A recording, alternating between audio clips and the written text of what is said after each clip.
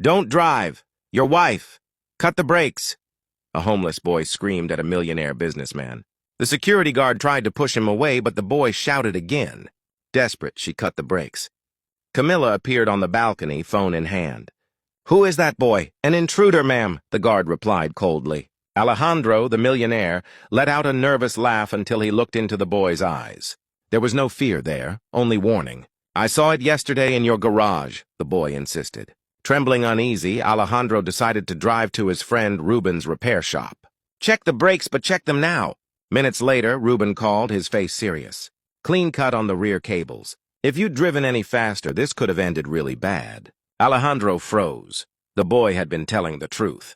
Later that afternoon, he found the boy downtown, sitting against a wall, hugging an old backpack. "You saved my life." "How did you know I sleep near your gate?" the boy explained. "I heard your wife asking the guard if he had already cut the brakes." He said, "Yes, that soon all your money would be theirs." "Why did you warn me? Because my parents died the same way." Someone cut the brakes on their car.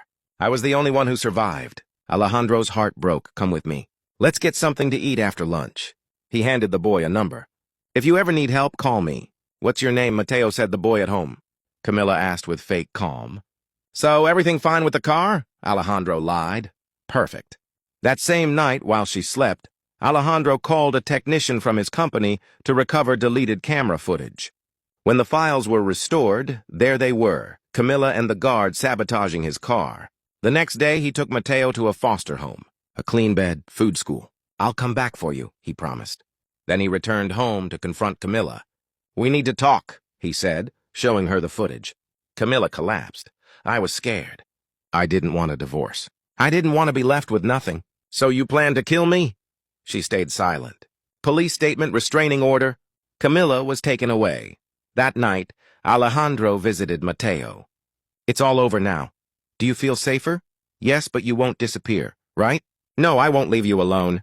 Days passed. Mateo started school. He discovered he loved to draw. He called sunset the orange hour. Alejandro visited every afternoon until one day Mateo asked, "Why did you believe me?"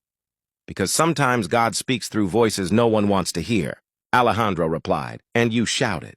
For both of us." Not long after Alejandro made a decision, he started the adoption process. The visits became affection, the papers became a promise. Months later, the judge hit the table. Mateo gained a last name, a blue bedroom, and a father. That's how one unexpected encounter changed two lives forever. Because sometimes God uses humble voices to save us. Listen before you judge. Truth can come from the least expected person, and a single act of courage can transform destinies. If this story touched your heart, share.